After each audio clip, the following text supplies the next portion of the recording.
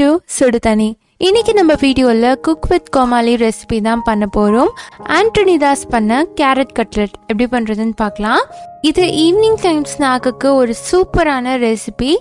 குழந்தைங்கள்லேருந்து பெரியவங்க வரைக்கும் எல்லாருக்குமே ரொம்ப பிடிக்கும். இதோட இன்க்ரீடியன்ஸை நான் டிஸ்கிரிப்ஷன் பாக்ஸில் கொடுக்குறேன். இப்போ வாங்க சேர்ந்து சமைக்கலாம். ஃபஸ்ட்டு நான் 2 கேரட் துருவி எடுத்துக்கிறேன். இது ஒரு பவுலில் சேர்த்துக்கலாம். இதோட ஒரு உருளைக்கிழங்க வேக வச்சு துருவி சேர்த்துக்கோங்க. கூடவே ஒரு பெரிய வெங்காயம், ஒரு பச்சை மிளகாய், ஒரே ஒரு துண்டு இஞ்சி, ரொம்ப சின்ன துண்டை தான் எடுத்திருக்கேன். 1/2 டீஸ்பூன் உப்பு சேர்த்துக்கோங்க. கூடவே 1/4 டீஸ்பூன் மஞ்சள் தூள், 2லேருந்து 3 டீஸ்பூன் கடலை மாவு சேர்த்துக்கலாம். இன்னைக்கு நான் மைதாக்கு பதிலாக கடலை மாவு சேர்த்துக்கிறேன். இது நல்லா பிசைஞ்சிருங்க. கடலை மாவு சேர்த்தா உங்களுக்கு பிரிஞ்சு வராமல் இருக்கும், அதுக்காக சேர்க்குறோம். தேவைப்படுச்சுன்னா நீங்கள் இன்னும் 2 ஸ்பூன் கூட சேர்த்துக்கலாம். இது பிடிக்கிற அளவுக்கு இருக்கணும், உதிரி உதிரியாக இருக்கக்கூடாது. அந்த அளவுக்கு இதை ரெடி பண்ணி வச்சுக்கோங்க. இதோட ஒரு 4-5 ப்ரெட்டை அரைச்சி வச்சுருக்கேன். ஒரு பவுலில் 2 டீஸ்பூன் மைதா கூட கொஞ்சமாக தண்ணி சேர்த்து ஒரு மிக்சர் ரெடி பண்ணி வச்சுக்கோங்க. கோட்டிங்காக நம்ம இதை பண்ணுறோம். இது நல்லா மிக்ஸ் பண்ணி விட்டுடலாம். இந்த மாதிரி இது ரெடி பண்ணி வச்சுக்கோங்க.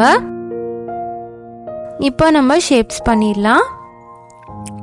இந்த மாதிரி குட்டி குட்டி பால்ஸாக எடுத்து லைட்டாக வடை தட்டுற மாதிரி தட்டிக்கோங்க.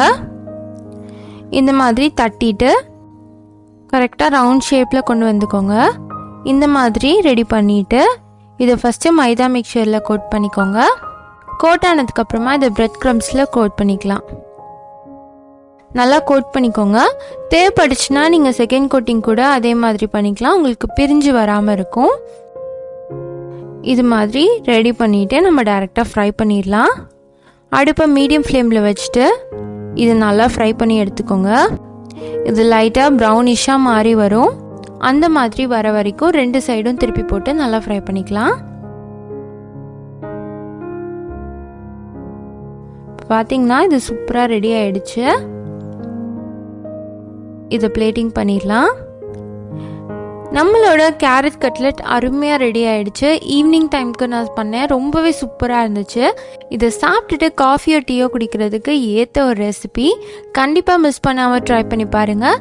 இந்த வீடியோ உங்களுக்கு பிடிச்சிருந்தா லைக் பண்ணுங்கள். சுடு தண்ணி சேனலை சப்ஸ்கிரைப் பண்ணுங்கள். தேங்க்யூ.